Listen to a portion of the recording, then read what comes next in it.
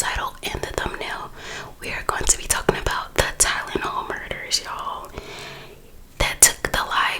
Tylenol took the lives of 7 individuals back in 1982 in Chicago, Illinois, in the Chicago area. I never thought I would see the day where I'm whispering about Tylenol, but here I am. So I hope you guys enjoy the case. Sit back, relax, and enjoy some crime time. Warning, this video may contain details of graphic content. This channel is for mature audiences only. Some viewers might find this disturbing. First, let's dive into the history of how Tylenol was even created. Tylenol was first introduced in 1955 by a family-owned pharmaceutical manufacturer called McNeil Laboratories. That same year, 2 brothers took over the company from their father. Here is a quick fun fact about Tylenol.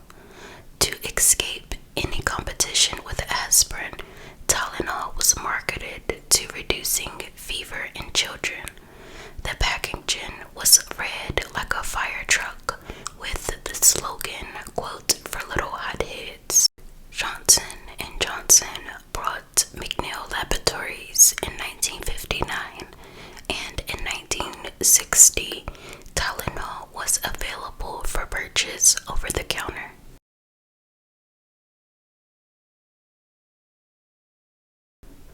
On September 29th, 1982, 12-year-old Mary Kellerman woke up with a sore throat and runny nose.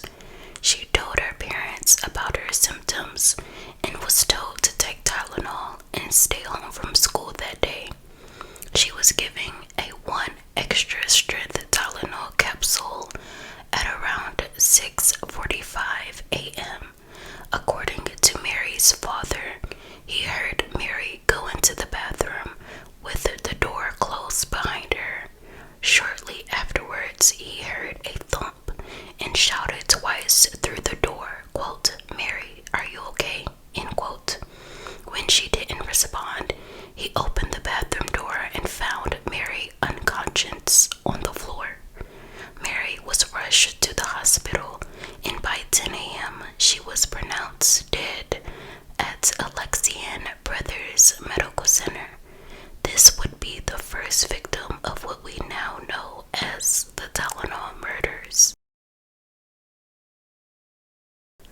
That same day, on September 29th, 1982, 27-year-old Adam Janus, who was a postal worker, had started experiencing some chest pains. He went to his local grocery store to pick up a bottle of extra strength Tylenol. Soon after taking 2 capsules, he stumbled into his bedroom and fell into a coma. He was rushed to Northwest Community Hospital, where he later died.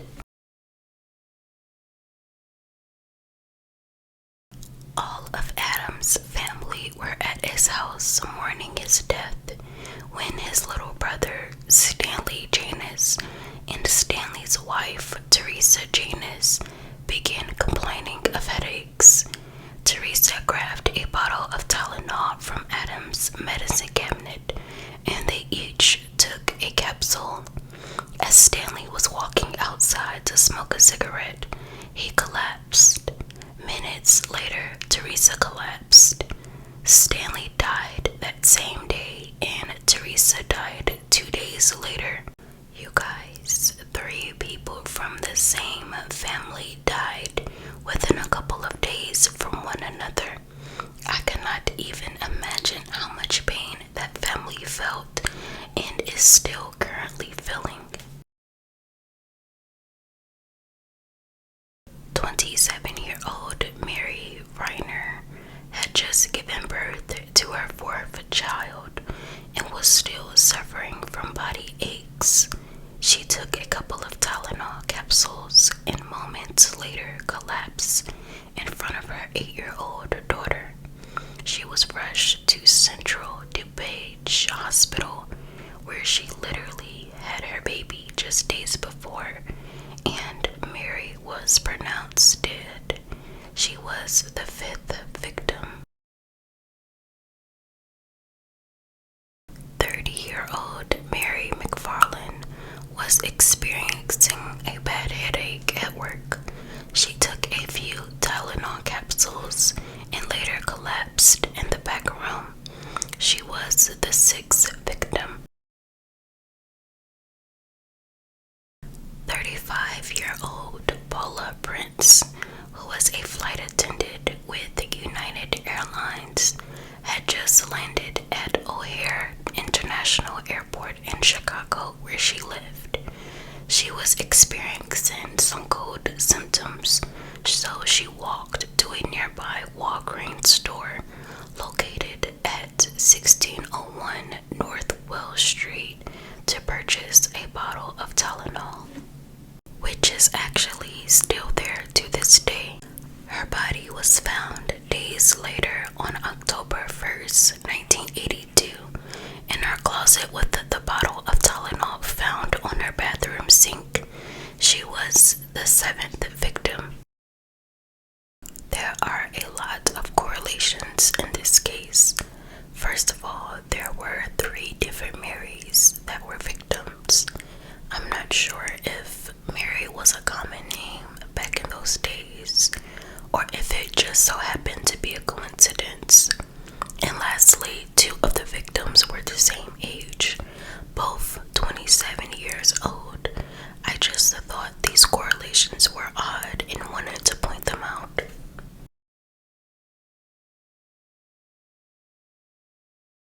In October of 1982, investigators began putting 2 and 2 together and made the connection that people were dying from ingesting poisonous Tylenol. During this time in 1982, Tylenol was the best-selling non-prescription pain reliever sold in the United States. Investigators visited the home of the second victim, Adam Janus's home in Arlington Heights. One of the investigators noticed there was a Tylenol bottle with 6 capsules missing, and during that time, 3 people were deceased, and the other 4 victims weren't even deceased yet. Before the capsules were tested, one of the investigators predicted that the Tylenol capsule was the cause of the 3 victims that were already deceased. Of course, people did not believe her, and they thought she was crazy. So investigators began investigating. First, they opened up the bottle and looked inside. Nothing seemed unusual. Investigators dumped all of the capsules out and smelled a strong smell of almonds, and 2 of the investigators looked at one another and said, quote, cyanide, end quote, at the same exact time.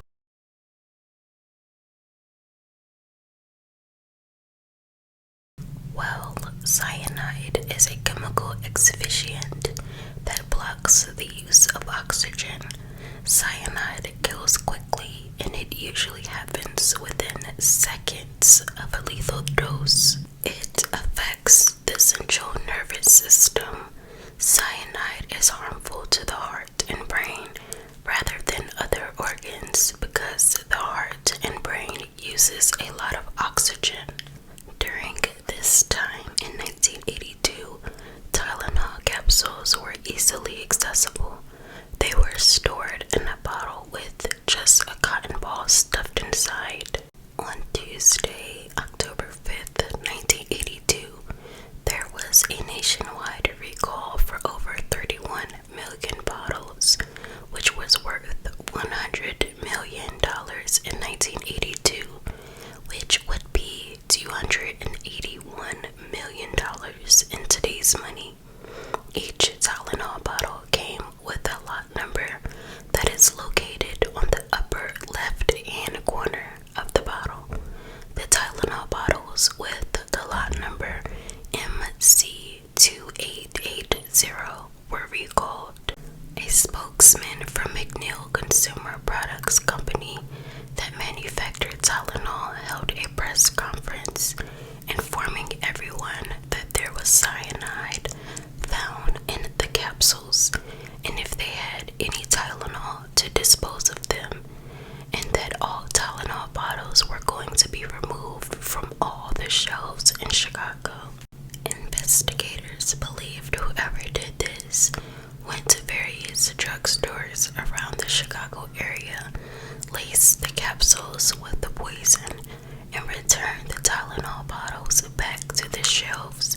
And this is when the victims purchased the bottles without having any idea that they were laced. Investigators also believed the poisoning may have happened at the distribution center, maybe by a disgruntled ex-employee. But how was this accomplished without anyone suspecting anything? Was it just one perpetrator, or maybe even multiple? Who would do this? I have so many questions. Investigators began looking for the perpetrator or perpetrators. They received over 1,200 leads, with people either saying they know who did it or people confessing that they did it. Even though these events took place in Chicago, it was international news. You could not turn on the TV or look at a newspaper without seeing it. It was one person who stood out that claimed to be the, quote, Tylenol killer, James Lewis. James wrote a letter to Johnson & Johnson on October 6, demanding $1 million in exchange for stopping the poisonings. Once investigators dug a little deeper into who James Lewis was, they found out he lived in New York and had no ties to Chicago. He was charged with extortion, which is the crime of obtaining something from someone, especially money, by using force or threats. He was sentenced to 20 years in prison for this crime. He only served 13 out of the 20 and was released in 1995. The investigation continues. Press conferences were held. With any update, investigators had to inform the public of what was going on. The investigation began with about 115 investigators and ended with about 40 investigators. With no more leads and nowhere else to turn, the investigation would unfortunately come to an end. According to one of the sergeants, he stated, quote, "At the end, everybody just said, that's it, no more to be done," end quote. And the Tylenol murders have never been solved to this day, 40 years later. This case is still open and will always be open to reinvestigate. Investigators are actively pursuing any leads. If you have any promising tips, contact the Chicago Police Department. The person or people that were responsible for this may have died, or they're possibly old as hell. I strongly believe in karma, and even though they have never gotten caught and possibly never will, I don't think they have lived a good life. People that do bad to others will never have a fruitful and prosperous life.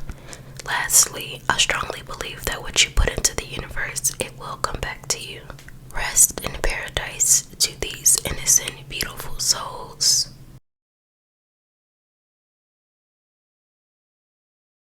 When the Tylenol murders happened, Johnson & Johnson felt as though they lost their consumers' trust, so they made it their business to implement new product protection methods to prevent this from happening ever again.